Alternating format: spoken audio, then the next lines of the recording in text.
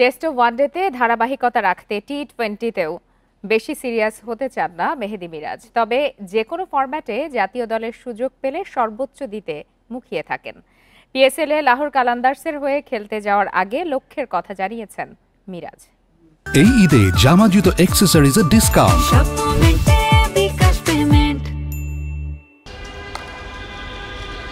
দীর্ঘ ক্যারিয়ারে দেশের বাইরে কখনো খেলা হয়নি ফ্র্যাঞ্চাইজি টি-20 লিগ। 2017 সালে ওয়েস্ট ইন্ডিজ গিয়েও খেলা হয়নি। অবশেষে সুযোগ এলো লাহোর কালান্দার্সে। সতীর্থ হিসেবে পাচ্ছেন সাকিব আল হাসানকে। সব মিলিয়ে পিএসএল খেলতে রোমাঞ্চিত মিরাজ। লাস্ট সাকিব ভাইয়ের সাথে অনেক দিন আগে খেলেছিলাম, আমার কাছে এখনো মনে আছে ইন্ডিয়া সিরিজে খেলেছিলাম।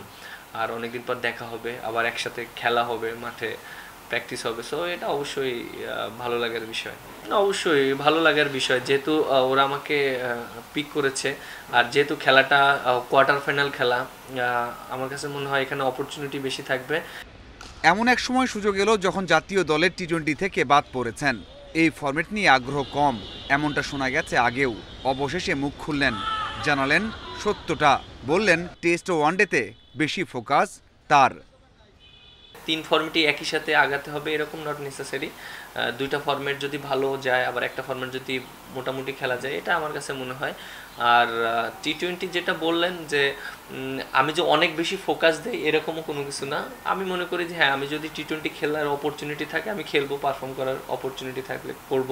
বাট আমার সবসময় বেসিকলি ফোকাস থাকে টেস্ট এবং ওডিআই ক্রিকেটের দিকেই। সহজ সরল স্বীকারোক্তিতে বললেন টি-20তে দলে না থাকলে খুব একটা খারাপ লাগে না।